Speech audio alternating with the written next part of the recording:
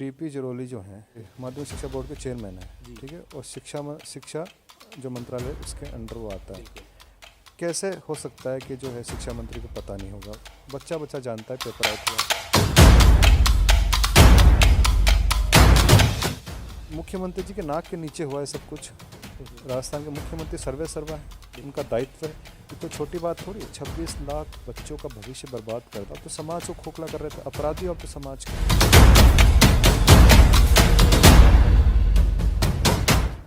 Coaching है, उसमें आप देखो, उसका रिपोर्ट देखो, कैसे कैसे बच्चे सिलेक्शन होते हैं। फिर एक कॉन्स्टिट्यूंसी है, उस कॉन्स्टिट्यूंसी में आप यदि आप आरटीआई लगा के पता कर लो कि जो रेट में जो सिलेक्ट हुए हैं, है ना, कहाँ से ज़्यादा सिलेक्ट हुए। जब रेट की एग्ज़ाम हुई तो मीडिया में जो पूर्व शिक्षा मंत्री हैं उन्होंने कहा कि रिट एक उत्सव है ना। और जो डीपी जरोली हैं माध्यमिक शिक्षा बोर्ड के चेयरमैन, उन्होंने कहा पेपर लीक ही नहीं हुआ।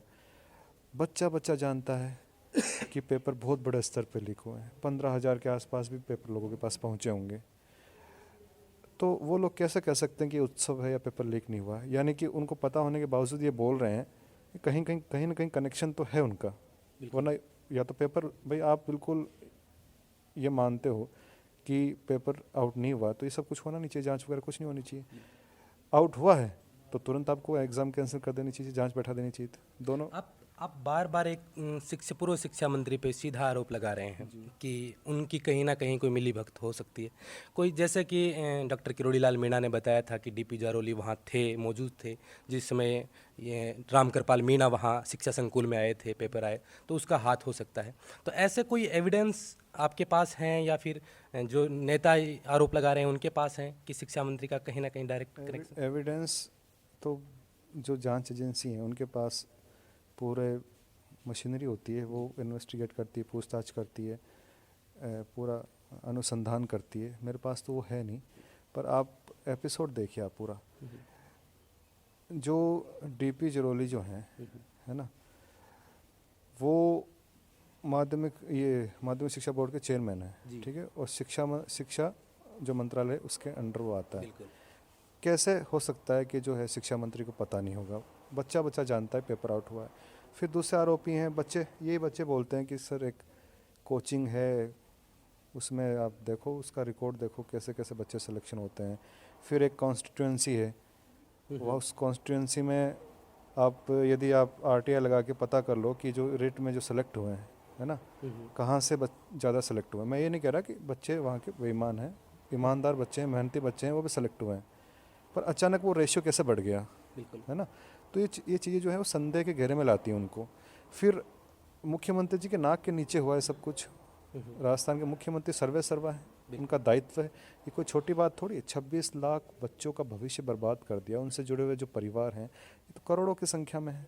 बिल्कुल। और आपको परवाह ही नहीं, ये जो बन के जाएंगे ये उन छोटे बच्चे, मासूम नन्हे बच्चों को पढ़ाएंगे जो देश का भविष्य है, राजस्थान का भविष्य है। तो अब तो समाज को खोखला कर रहे थे अपराधी, अब तो समाज के। तो ये सीबीआई इंक्वायरी होगी।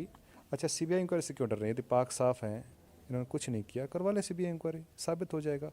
और तो मतलब क्लीन चिट मिल जाएगी इनको। कहीं न कहीं तार जुड़े हुए हैं इन नेताओं से भी कहीं न कहीं पक्का जुड़े हुए हैं। हम कुछ मंत्री थे वो कह रहे थे कि हम अगर ऐसा कुछ हुआ है, शिक्षा संकुल से पेपर आउट हुआ है, तो हम राजनीति छोड़ देंगे। जहां सरकार का दायित्व बनता था कि छात्रों को विश्वास में लेकर उनके सामने बात की जाए, वहां बोर्ड के अध्यक्ष डीपी जरोली को सामने कर दिया जाता है। वो इस तरीके से बात कर रहे थे जैसे कि सरकार का प्रतिनिधित्व कर रहे हैं। और अब एसओजी जांच करती है तो पता चलता है कि पेपर तो शिक्षा संकुल से ही निकलता है। फिर ये जांच वहां तक क्यों नहीं पहुंच पा रही? ये दबाव कहां से आ रहा है? सरकार की तरफ से आ रहा है। वो तो अब छुपे छुपाए घूम रहे हैं, बिल्कुल, है ना। और अब बच नहीं पाएंगे। जनता, देखो, सर्वे सर्वा जनता ही होती है डेमोक्रेसी में। वो तो अपने आप को भगवान मान के बैठ गए होंगे कि हम भगवान, हम किसी की नहीं मानेंगे, है ना, हम ही खुदा हैं।